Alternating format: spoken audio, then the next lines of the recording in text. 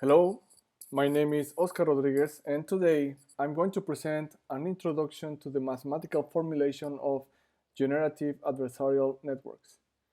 My aim is to provide an easy to follow overview of the fundamentals behind this technology. The talk is structured as follows. First, I'll give a brief introduction and context about generative modeling.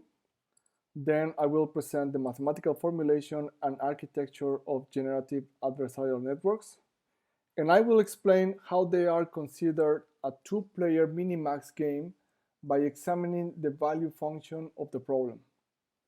Finally, I'll give a brief explanation of the algorithm used to train this type of networks. Okay, let's get to it. For context, generative adversarial networks, or GANs, were first introduced in 2014 in this paper written by Ian Goodfellow and others. They are considered a major breakthrough in artificial intelligence due to its simplicity and remarkable results. GANs are an approach to generative modeling using deep learning methods, for example, convolutional neural networks. And we have other examples of generative models, which include DALI, very famous, and this one is used to generate images from a text input. And also the most recent ChatGPT, which is making a lot of noise lately. And this one is used to generate text from another text input. Generative modeling refers to an unsupervised learning task used to produce new instances of data points resembling the original training data. In the case of GANs, we have that a GAN is not one single model, but consists of two submodels trained simultaneously. Namely, the generator model, denoted by G, that's how you find it in literature, and this one is used to produce new or fake examples. The second one is the discriminator model, and this one tries to classify the examples produced by G as real or fake. Note that the discriminator is not necessarily a binary classification kind of model, but for the purposes of this talk, we will consider just the binary case. And the extension to any other kind of classification model is pretty straightforward. One very nice characteristic of GANs is that they reframe the unsupervised generative modeling problem as a supervised learning one, and this will be made clear later on this talk. In short, the generator and the discriminator are trained at the same time in a zero-sum game way until the discriminator cannot tell the difference between a fake and a real data point. That is, when the discriminator assigns to an input a probability of 1/2 of being real and 1/2 of being fake. In mathematical notation, we have that the discriminator learns the conditional probability of the target variable y given the input variable x. On the other hand, the generator model learns the joint probability of both the input and the target variables. Here, notice that unlike the discriminator, the generator learns the distribution function of the data. Thus, we can use the generator to produce new data points using the bias theorem. All right? Now, what do we have here?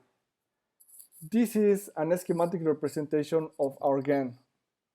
In practice, G and D are some kind of neural network. And this could be, for example, for the case of G, we could use convolutional neural networks. Theta G and theta D are the weights associated to each one of the networks. So the whole process is as follows. We start by sampling a vector C from some kind of distribution, usually a normal distribution. These random input vectors set are called noise. And then we feed this random vector set to our generator model G. The generator will produce an output, a new example which we call G of set. And then we pass this new example G of set along with an original data to the discriminator, which is denoted by the green box at the bottom. Notice that G of set and X, the real data, belong to the same space, and this is because we are trying to reproduce the original distribution. Once we pass X, the real one, and G of set, the fake one, to the discriminator, the discriminator is going to assign the probability of each one of being real or fake. So that's how it performs the classification. Then the parameters of each model are updated simultaneously using gradient descent. But remember, this update of the parameters is carried on at the same time. And we will see how when we get to the algorithm. An observation here, during the training process, we also pass the correct label associated to the fake examples, G of set. And this label is just a number which we denote with y equal to 0 for fake ones and y equal to 1 for the real training data. And this particular step during the training process is what turns the generative modeling problem into a supervised learning problem, because we are passing the correct class of each one of each type of data to the discriminator. At the beginning, we mentioned that that G and D are trained together in a zero-sum game until D fails to correctly classify the fake data half the time. This is called a minimax game. The minimax game is given in terms of the following value function. This value function you have on the screen is also called the cost function and consists of two terms. The first term represents the discriminator's prediction on the real data. And the second term represents the predictions of the discriminator over the fake data. Notice that for the first term, the generator plays no role whatsoever. Okay? Now, in other words, if we sample several points from the real data, what is the average of the discriminator predictions on the samples? Similarly, if we produce several fake samples, what is the average of the discriminator's predictions over the fakes? And this is what this value function is summarizing. Okay, the value function defines the minimax game. This adversarial game is given by the generator trying to minimize the successful predictions of D over fake data, while the discriminator tries to maximize its correct classification. Thus, we have this optimization problem. Now that we have formulated our models in terms of this optimization problem, we need an algorithm to help us carry on the training and solve the optimization. Okay, so this is the algorithm that we usually use for the training process. And the algorithm goes as follows. For each iteration of the training, we have two blocks. The first block is the optimization of the discriminator, and the second block is the optimization of the generator. First, We fix the learning of the generator and start with the discriminator loop.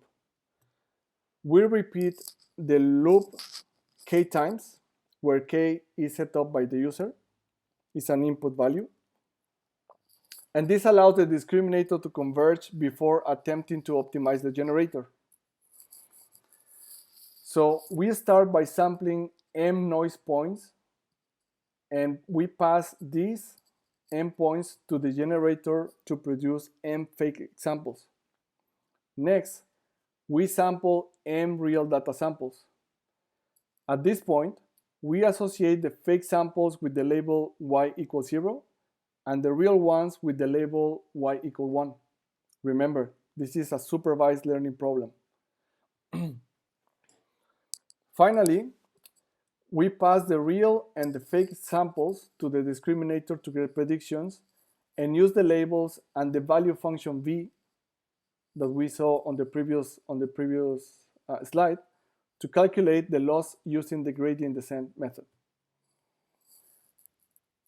And this is where we update the discriminator parameters when we compute the gradient descent.